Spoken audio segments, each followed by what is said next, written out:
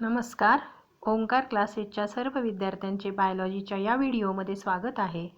पाठीमागच्या व्हिडिओमध्ये आपण लिंकेजसाठी मॉर्गनचा एक्सपेरिमेंट स्टडी केला होता. आता आपल्याला नेक्स्ट पॉईंट सुरू करायचा आहे. इनहेरिटन्स अँड व्हेरिएशन नावाच्या टॉपिकमधला ॲटोसोमल इनहेरिटन्स. आता ॲटोसोमल इनहेरिटन्स हे शिकण्यापूर्वी आपल्याला ॲटोसोम्स म्हणजे काय माहीत पाहिजे. मागं आपलं त्याच्यावर डिस्कशन झालेलं आहे, तरी पण तो पॉईंट आपण रिवाईज करूया. ॲटोसोम्स म्हणजे काय पहिल्यांदा समजून घ्या. These are the chromosomes which are responsible for expression of body character. ज्या क्रोमोसोम्समुळे आपली बॉडी कॅरेक्टर एक्सप्रेस होतात त्या क्रोमोसोम्सना आपण ॲटोसोम्स असं म्हणतो. ॲटोसोम्सच्या आपल्या बॉडीमध्ये 22 पेअर्स असतात आणि 1 पेअर ही सेक्स क्रोमोसोमची असते. कारण ह्युमनच्या बॉडीमध्ये डिप्लॉइड सेलमध्ये जो डिप्लॉइड क्रोमोसोमचा नंबर आहे तो 23 पेअर्स असा असतो. म्हणजे आपल्याला ह्या ॲटोसोमल म्हणजे ह्या क्रोमोसोममुळं होणाऱ्या कॅरेक्टरचा इनहेरिटन्स कसा होतो हे स्टडी करायचं आहे. आता बघा, त्यामध्ये ह्युमन सोमॅटिक सेल, सोमॅटिक म्हणजे body sale contain 23 pairs of chromosomes. They can be divided functionally as atosomes and sex chromosome. आपण अगोदरच पाहिलं, ह्या 23 पेअर्स आपण डिव्हिजन करतो ॲटोसोम्स आणि sex chromosome. A single pair of chromosome is involved in sex determination. म्हणजे फक्त एकच पेअर सेक्स डिटर्मिनेशनसाठी असते. And remaining 22 pairs are called autosomes. म्हणजे इथं तुम्हाला ॲटोसोमच्या पेअर्स किती हाही नंबर लक्षात आला. Autosomes control a variety of traits म्हणजेच कॅरेक्टर अदर दॅन सेक्स. सेक्सशिवाय आपल्या बॉडीची जी कॅरेक्टर आहे ते ॲटोसोम्स ठरवतात.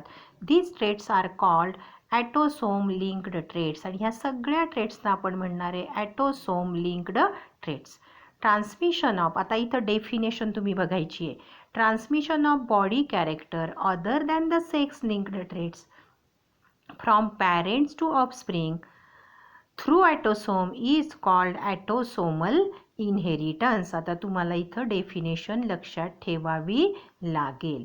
याच्या पुढचा पॉईंट आपल्याला पाहायचा आहे ॲटोसोमल डिसऑर्डर. ॲटोसोमल इनहेरिटन्समध्ये some characters are influenced by dominant genes. यापैकी काही कॅरेक्टर हे डॉमिनंट जीन कंट्रोल करतात, while some other by recessive genes. आणि काही कॅरेक्टर हे रेसेसिव्ह जीन कंट्रोल करतात प्रेझेंट ऑन क्रोमोसोम. आता त्याच्यासाठी आपल्याला एक्झाम्पल दिले. पहिला पॉईंट, ॲटोसोमल डॉमिनंट ट्रेट्स.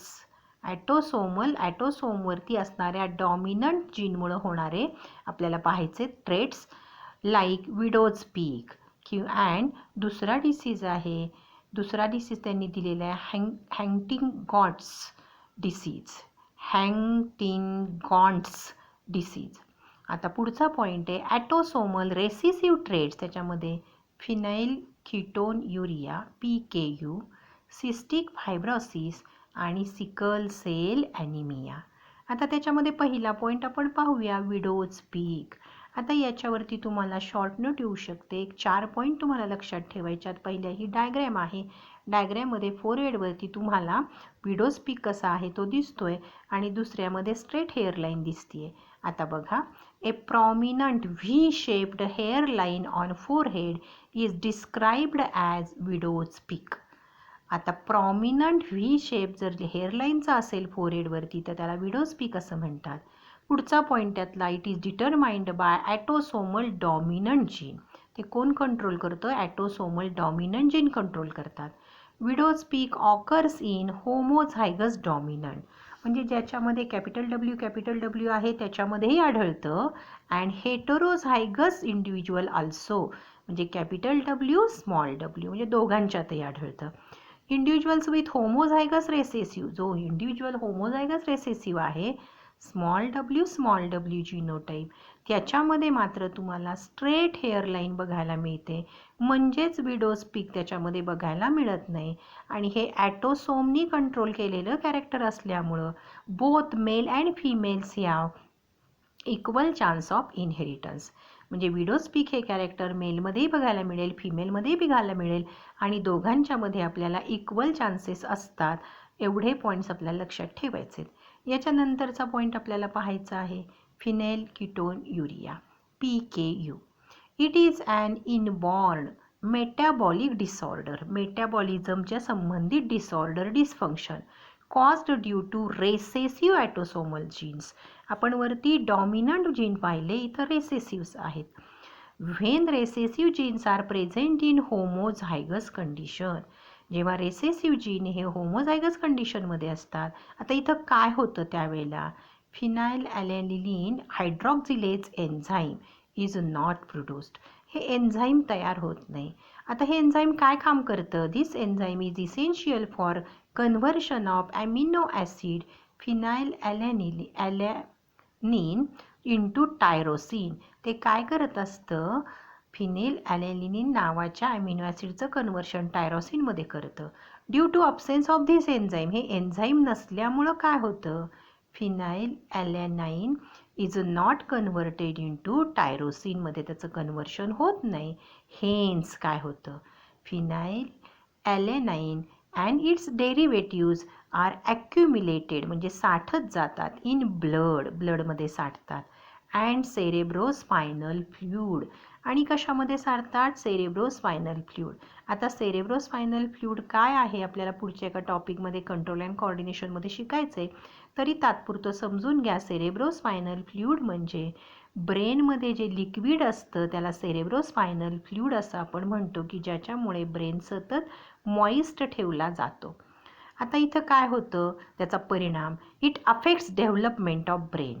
पहिल्यांदा डेव्हलपमेंट ऑफ ब्रेनवरती परिणाम होतो आणि मग अँड कॉजेस मेंटल रिटार्डेशन, आणि त्यामुळं मेंटल रिटार्डेशन येतं. Excess phenylalanine is excreted in urine, जास्तीचं जे फिनाइल ॲलेनिन आहे ते युरिनमध्ये एक्सक्रीट केलं जातं. म्हणून या डिसीजला काय म्हणतात बघा, hence this disease is called as phenylketonuria. म्हणून या डिसीजला म्हटलेलं आहे फिनाइल कीटोन युरिया. याच्यानंतरचा पॉईंट आपल्याला पाहायचा आहे, autosomal recessive traits appear in both sexes. Autosomal recessive trait जे आहेत हे सुद्धा बोथ सेक्सेसमध्ये आढळतात आणि इक्वल फ्रिक्वेन्सीमध्ये आढळतात. दीज ट्रेट्स टेंड टू स्किप जनरेशन्स. आता याचा अर्थ समजून घ्या.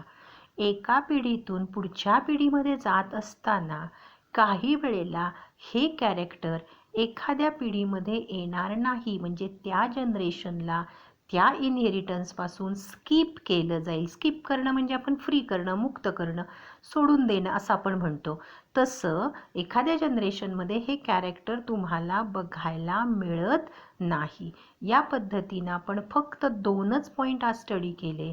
ॲटोसोमल इनहेरिटन्स, त्याच्यामध्ये ॲटोसोम म्हणजे काय, सेक्स क्रोमोसोम म्हणजे काय, ॲटोसोमच्या जोड्या 22, सेक्स क्रोमोसोमची 1, टोटल क्रोमोसोमचा नंबर 23, मग त्यामधून ॲटोसोमल इनहेरिटन्स. ॲटोसोमल इनहेरिटन्समधले 2 पॉईंट आपण पाहिले, विडोज पीक आणि PKU डिसऑर्डर. तर त्याच्यासाठी पहिल्यांदा डॉमिनंट जीन आणि दुसऱ्यांदा रेसेसिव्ह जीन रिस्पॉन्सिबल आहेत. दोन्ही सेक्समध्ये, मेल आणि फिमेलमध्ये हे कॅरेक्टर बघायला मिळतात असं आपण पाहिलं. याच्या पुढचा पॉईंट आपण नंतरच्या लेक्चरमध्ये बघू. थँक्यू.